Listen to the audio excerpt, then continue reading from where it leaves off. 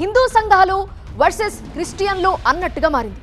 ప్రభుత్వ భూముల్లో మతపరమైన కట్టడాలు, అనధికారికంగా నిర్మించిన మతపరమైన మందిరాల గురించి ప్రశ్నించేంత వరకు వెళ్ళింది. మరోవైపు టీవీ9 క్రాస్ ఫైర్ వేదికగా రఘురామకృష్ణరాజు, మాజీ అధికారి పివి సునీల్ కుమార్ చేసిన కామెంట్లు మంటలు పుట్టిస్తున్నాయి. ఆకివీడిలో రామాలయ నిర్మాణంపై మాటల యుద్ధం కంటిన్యూ అవుతూనే ఉంది. రఘురామకృష్ణరాజు ఒకవైపు ఉంటే సునీల్ కుమార్, విజయ్ కుమార్, శ్రవణ్ కుమార్, హర్ష కుమార్ మరోవైపు అన్నట్టుగా పరిస్థితి మారింది. అది ముమ్మాటికి రామాలయమే కట్టి తీరుతామని రఘురామకృష్ణరాజు సహా హిందూ సంఘాలు చెబుతున్నాయి. అయితే అది గొంతాలమ్మ గుడేనంటూ వాదిస్తున్నాయి క్రిస్టియన్ సంఘాలు.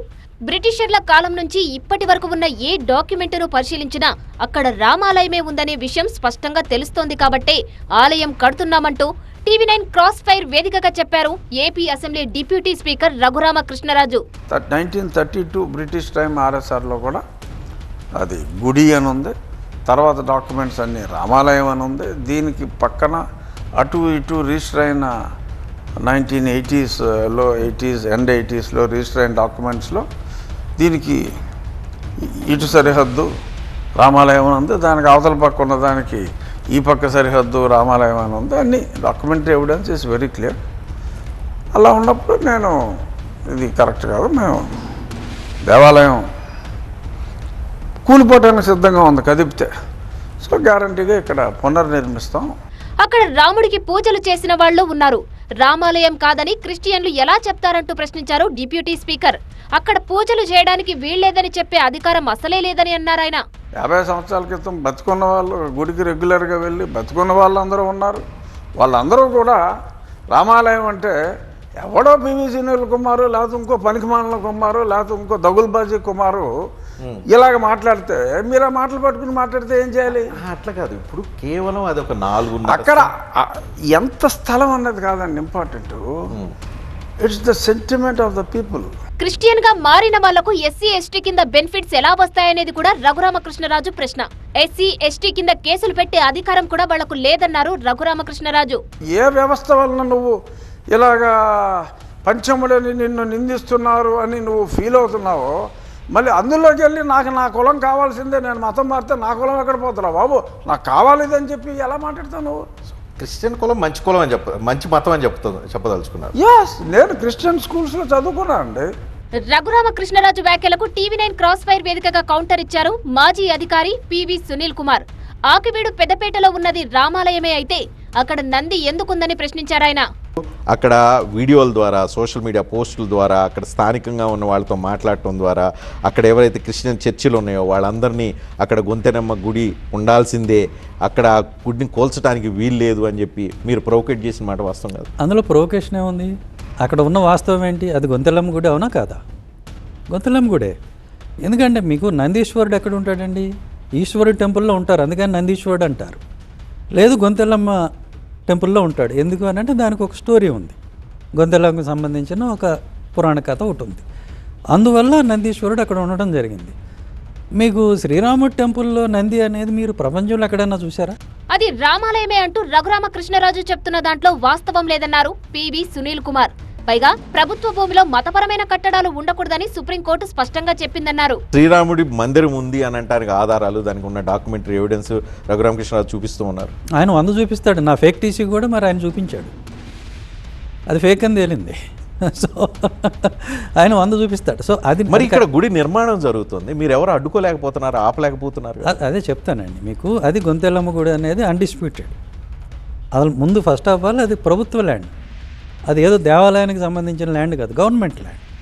గవర్నమెంట్ ల్యాండ్ ఉన్నప్పుడు గవర్నమెంట్ ల్యాండ్స్లో రిలీజియస్ స్ట్రక్చర్స్ ఉండకూడదని ఆనరబుల్ సుప్రీంకోర్టు ఎప్పుడో చెప్పింది. చెప్పడమే కాకుండా అవన్నీ తీసేసి మాకు కంప్లైంట్స్ ఇవ్వండి అని సుప్రీంకోర్టు చెప్పింది, నేను కాదు. అంటే సుప్రీంకోర్టు కూడా హిందూ వ్యతిరేక అంటారా మీరు? ఎస్సీ ఎస్టీలను ఇబ్బంది పెడితే తాను ఖచ్చితంగా పోరాడతానని అంటున్నారు పివి సునీల్ కుమార్. రేపు శంకుస్థాపన జరగబోతుంది, మీరు అడ్డుకునే ప్రయత్నం చేస్తున్నారు. నేను ఎందుకు అడ్డుకుంటానండి? నాకు అర్థం కాదు. ఇప్పుడు నా స్టాండ్ మీకు అర్థం కావటంలా. నేను పర్టికులర్గా ఏ మతానికి అనుకూలం కాదు, ఏ మతానికి నేను వ్యతిరేకం కాదు. ఏ మత విశ్వాసమైనా సరే దళితులకు వ్యతిరేకంగా ఉన్నప్పుడు, దళితులను ఇబ్బంది పెట్టినప్పుడు నేను ఖచ్చితంగా దానికి వ్యతిరేకం, అందులో ఏం డౌట్ లేదు. Will fight against it. నాకు నష్టం లేకుండా ఉన్నప్పుడు, దళితులకి నష్టం లేకుండా ఉన్నప్పుడు ఎవరి ఆచారం పాటిస్తే నాకేంటి ఇబ్బంది? అనాధికారిక మందిరాల విషయంలోనూ వివాదం కొనసాగుతుంది. ఒక్క ఆకివీడు మండలంలోని 113 చర్చిలు అనాధికారికంగా ఉన్నాయని రఘురామకృష్ణరాజు చెప్తున్నారు. వాటి విషయంలో చట్టపరంగా వెళ్తామని కూడా అన్నారాయన.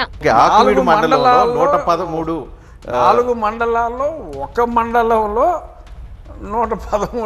113 చర్చిలు ఉన్నాయి. Unauthorised church. ఈ చర్చిల్ని తొలగిస్తాను అని చెప్పి మీరు తొలగిస్తానల్లా అక్కడ చిన్న కమ్యూనికేషన్ గ్యాప్లు పెడుతున్నారు. అనాథరైజ్డ్ చర్చిలు ఉన్నాయి. అనాథరైజ్డ్ చర్చ్కి పర్మిషన్ కలెక్టర్ దగ్గర తీసుకోవాలి. మీరు పర్మిషన్ తెచ్చుకునే వరకు మీరు ఆపరేషన్లు ఎందుకు చేస్తున్నారు అని సంజాయిషి అడుగుతూ నోటీసులు ఇస్తానని చెప్పా. క్రిస్టియన్లు మాత్రమే రూల్స్ పాటించాలా అని ప్రశ్నించారు పివి సునీల్ కుమార్. అనధికారికంగా ఓన్లీ ఆకువీడు మండలంలో 113 చర్చిలు ఉన్నాయి. వాటన్నిటికీ నోటీసులు ఇచ్చారు. వాటి మీద మీరు పర్మిషన్ తీసుకోకుండా ఇలాంటి ప్రార్థనలు ఇవన్నీ చేయటం నేరము, చట్టరీత్యా అంగీకరించబడదు అని చెప్పారు. ఇలాంటివి జరిగినప్పుడు అలాంటి వాటన్నిటిని మీలాంటి వాళ్ళందరూ ప్రోత్సహిస్తారే? మరి ఎక్కడో ఒక టెంపుల్ పెట్టుకొని ఇంకోటో పెట్టుకొని వాళ్ళు ప్రార్థన చేసుకుంటే దానికి మాత్రం మీరు చట్టాలు, రాజ్యాంగం ఏం చెప్పింది, సుప్రీంకోర్టు ఏం చెప్పింది, హైకోర్టు ఏం చెప్పింది అన్నీ బయటికి తీస్తున్నారే. ఇదేం ధర్మం? నేను ఎప్పుడైనా చర్చ పెట్టుకోమని చెప్పానా, లేకపోతే అది కంటిన్యూ చేయమని చెప్పానా? అట్లేం లేదు. మీకు ఏంటంటే సెలెక్టివ్ డిస్క్రిమినేషన్ ఉండకూడదు ఇక్కడ కూడా. ఇప్పుడు మీరు నన్ను అంటున్న మాట ఏంటంటే సెలెక్టివ్ డిస్క్రిమినేషన్ అనేది. నేను మాట చెప్పాను అంతవరకు, అక్కడ యాక్షన్ జరుగుతుంది. రెండిటికి తేడా ఉంది. ఇప్పుడు మీరు రూల్స్ వయలేషన్ అనేదే కనుక మనం ప్రాతిపదికగా తీసుకున్నట్టయితే అది కేవలం గుడి, చర్చి, మసీదీ మూడిటికే కాదు, అన్ని కట్టడాలకి వర్తిస్తుంది. మీరు ఇల్లు కట్టినా కూడా దానికి ఆఫ్సెట్ వదలాలి, చుట్టూ వదులుతున్నారా? అది మరి ఆ నిబంధన ఎందుకు పాటించరు? వాళ్ళ వాదన వాళ్ళది, వీళ్ళ వాదన వీళ్ళది. మరి ఈ వివాదం ఎంతవరకు వెళ్తుందో చూడాలి.